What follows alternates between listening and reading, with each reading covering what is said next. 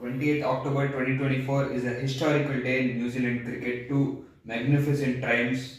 First, winning a test match in India, which is the most difficult thing, like compared to any conditions. Beating India in India is one of the most difficult things, and I think that's a magnificent achievement for New Zealand. And of course, the White Ferns, the women's team, have become the T20 World Cup champions in the women's T20 2024. So a sparkling day for New Zealand cricket. So let's get on to the test match that took place at the Chinnaswamy Stadium. So yeah, Rohit, maybe there was a misjudgment at the toss. It was overcast conditions and there was lot on offer for the fast bowlers. But Rohit decided to have a go and set the tone with the bat.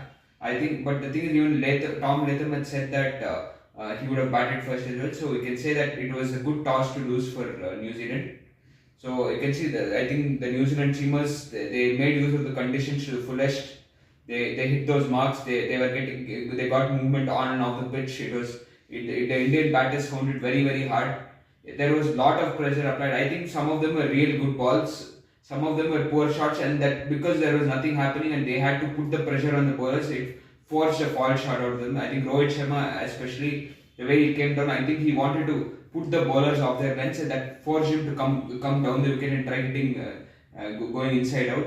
But that ball by Roorkee to Kohli was too good a delivery. I think it came back in and Kohli was totally forged for pace, 153 kmph. Roorkee is a special talent for New Zealand. They have finally found that fast bowler who has that longevity for them. At 23 years of age, already he has shown incredible promise. He was really impressed with the way he bowled, the way he troubled the Indian batters with that extra pace and with the sudden extra bounce that he generates. The Indian batters really found it hard with his extra pace. He bowled really well. He's someone who's really impressed me. And I think the Indian batters, New Zealand bowlers were really good in these conditions. And even Matt Henry, the accuracy with which he bowled, the Indian batters found it really hard with the ball moving both ways. I think it's a good lesson for learning for them with the BGT coming up. Definitely, they'll have to ready themselves for these tough conditions. And in a way, you can say that it is something that they definitely have to look into and look to better on. 46 all out definitely is a disappointing performance. Of course, knowing Team India and the quality batsmen that they have, definitely they could have played better. The thing was how would New Zealand come back up, because we know that New Zealand has gone through a very dark phase of late. The T20 World Cup they were very below par, and then just now a Test series in Sri Lanka they were totally outplayed by the opposition. So it was going to be challenging how this New Zealand batters are going to react, because the conditions were still difficult at that point.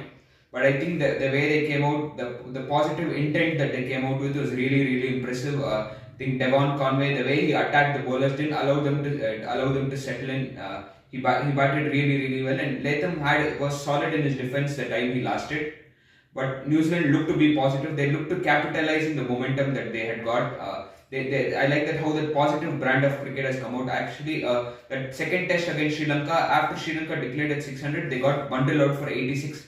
I think that was a realization that being too defensive on tricky surfaces against good bowling attacks is not going to take you anywhere. And I think that in a way was a blessing for them, and that got that intent out of them, especially the way Devon Conway attacked Ashwin, especially the way he looked to hit him straight, the way he took him on against the turn, like put him off his length. He didn't allow when it's someone like Ashwin, you should not allow him to bowl on hit those marks. Once he settles in his line and lengths, he's someone who can be really dangerous. And the way Conway put him off his lengths, and even Rachin Ravindra, the way he played the slog sweep, and against Jadeja, the way he played the ball late and those cut shots, and the way he took on Kuldeep Yadav over mid wicket, especially the way New Zealand batted against the Indian spinners and showed that intent was really impressive. I think they took advantage. That 46 all out was something they had to capitalize in, and they really took advantage of it. Batted really well. At 180 for 3, definitely you can say they were ahead at that point. But India came back very well. Their fast bowlers bowled very well in the first morning session of the next day.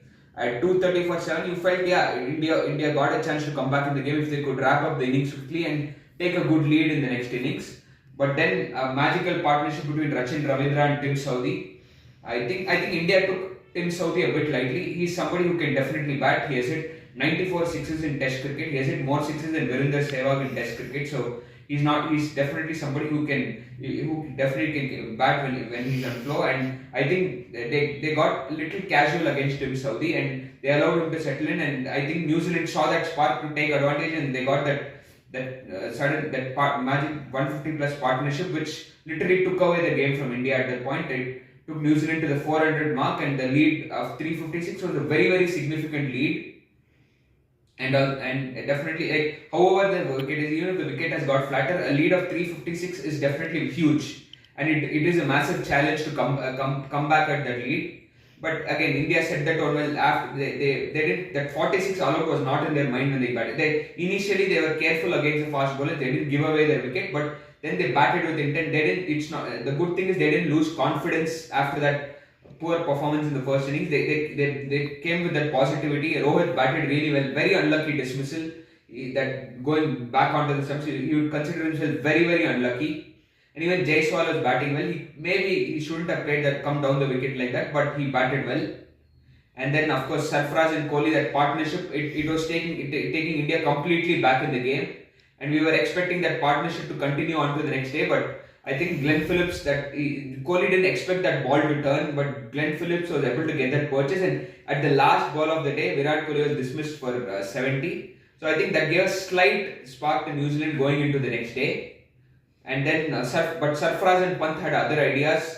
They just literally took on the bowlers, and there was not much offering from the surface. But they decided to be positive, and they decided that the best way is to make sure that they can get as much runs as possible. Even with the rain coming, there was a lot of rain as well. So they had to bat with that intent, and they had to score very quickly. And they scored at a very brisk rate at around 5 runs per over. They really went hard at the New Zealand bowlers. Completely put them on the back foot. It looked like it was India's game to win, and it was going away from New Zealand. And Pant, especially Pant, the way he batted, I think the shots which he played, the dynamic approach which he bats makes it really difficult for the bowlers. And of course, Sarfaraz Khan, we know how he has been performing in domestic cricket. He's averaging close to 70 in domestic cricket, and he's somebody who, when he gets a start, he's not going to let it go very quickly. Once he gets a start, he makes sure he gets a big one. He's a very determined cricketer, and I'm really happy for him shining at this level. Also, I could see lot of players appreciating him after that knock, like players in the caliber of David Warner, Chris Gale, and Tabriz Shamsi. Lot of these international cricketers and even Tendulkar, Lakshman, like putting those appreciation, which shows how much he's respected among these foreign players and the senior players. How much they know how hardworking he is and how much he deserves to shine at this level. That appreciation was really, really pleasing to see, and I'm very happy for Sarfaraz Khan. I can see that determination when he bats, and it's really happy that he shined on this big stage. Yes, at 150, I think even Pant told him that to be careful with that new ball which had come. But maybe the way he was batting, he wanted to continue applying pressure. Maybe could have let that shot down, because if Pant, Sarfaraz or KL Rahul survived that second new ball after that 80th over, it could have been a different story. But that new ball got New Zealand back in the game. They were able to extract the movement. Their fast bowlers are again coming back into the picture. They bowled really, really well, ensuring that India's lead don't go very high. I think again Rourke was again exceptional, unplayable during that phase. And Rishabh Pant, very unfortunate to miss out on that 100. How beautifully he batted. And I was at the stadium. That 6 he hit out of the ground of Tim Southee was just a shot of some caliber, man. This guy is really, really special. 7 times he has got out on the 90s. Even at the short span of the short career, he has hit 600 and 7 times he has got out. So he has missed, like, he would have had 1300s by now if he was able to get that 3-figure mark. That shows how much of an impact he has made in India in this red ball format. And Rishabh Pant is definitely here to stay in this format, and he is definitely India's best wicket-keeper batsman in this format. Maybe it could have been a different story if they had continued. I think KL Rahul got into a very, very, very, very good delivery. We are being very harsh on him. Even if he doesn't perform, like, people are in the back of the mind, he has got that negative impact that people are going after him. I think he got out to a very good ball there. It's very unfortunate. Like, sometimes when you're having a bad patch, you would want that luck to favor you, but unfortunately, KL Rahul, that was too good a ball. That was an unplayable ball. That sudden bounce by Villor Orki shocked KL Rahul there. So yeah, then after that, the New Zealand bowlers, once they got that rhythm and they were able to extract movement of the surface, they capitalized and at 107. Still, we were being very optimistic because New Zealand's patch off late hasn't been that great. I think that recency bias got to us thinking that we could still make a match out of 107, but according to me, 200 plus should have been the lead if we had to make a match of it. 107 is very low, and New Zealand are a skilled team. They have the batsmen and the caliber to get these runs chased down. Yes, Bumrah created those chances on the fifth day. Bumrah created those opportunities. He bowled well, but New Zealand applied themselves well, and all they needed to do was just make sure that they negate the new ball, and they did that very well. And then things got easy, and in the end, it was a convincing win for them.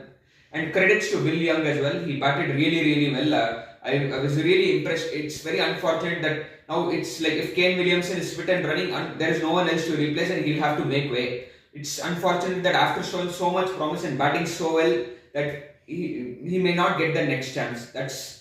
I would hope that Will Young gets another opportunity. But what to do when a player of Kane Williamson's caliber has to make the 11? You'll have to make way. So let's see what happens. It's going to be an interesting series ahead. Looks like might be the Pune wicket might be a turning wicket, but you never know because New Zealand also have those spinners who may come into picture on these surfaces. They might bring Mitchell Santner in or Michael Bracewell in. So you never know. This is going to turn out to be a very interesting series. It can go either way. This is a big opportunity for New Zealand to win a series in Indian soil, which will be a massive achievement. Beating India in India is not a joke at all. It's something which doesn't happen that often, and this is a good opportunity for them. I'm liking the way they're batting. That Sri Lanka game, that second test, after that getting out for 86, it has given them the realization how to approach on these turning wickets. That footwork to the spinners, especially Rachin Ravindra, he went to the CSK Academy and practiced on different soils. And Devon Conway, the footwork he showed, especially the way he put Ashwin off his lengths. I was really, really impressed. And of course, for me, I rate Daryl Mitchell as their best player of spin. He didn't come to the party yet. He may come. So this is going to be a very, very interesting series. I'm looking forward to it. And just a short talk on the women's team. Of course, they came into that tournament losing 10 T20 games in a row. No one even considered they would even make the semi-finals. But they kept believing. They knew that all they needed to do was to stand up and deliver when needed the most. And of course, Susie Bates and Sophie Duane, two legends of the game. They've been here for 13 years, pushing themselves, giving it all even in the toughest times for their country. And finally, I'm really happy that these two legends can be proud of this triumph. And Amelia Kerr, at 24 years of age, 15 wickets and a crucial 43 and around 135 runs in this tournament. Brilliant performance. Definitely an inspiration for women who are aspiring to take up this game. New Zealand really played well. They batted out. They played out of their skin. People wrote them off, but they showed that all it takes is to believe and do it when you need the most. And I'm really happy for New Zealand. It's a bright day for them. And seeing the bad patch they were going currently, it is definitely a spark, and will give them back that belief that they are a team which is not easy to get away with, and a team that can definitely reach the finish line if they give it their all.